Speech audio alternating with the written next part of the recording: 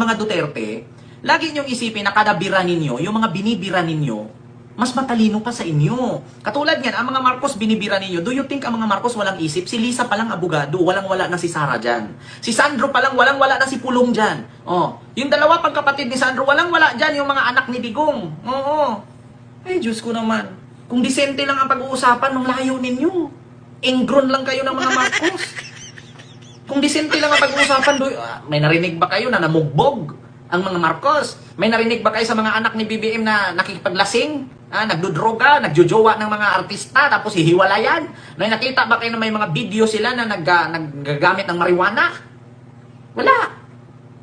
May issue ba ang mga Marcos na nilagyan ng bakal ang paa, tapos hinulog sa dagat? May issue ba silang ganon? May issue ba sila na puro surfing, puro inom, nalilit pagpasok sa trabaho? Wala.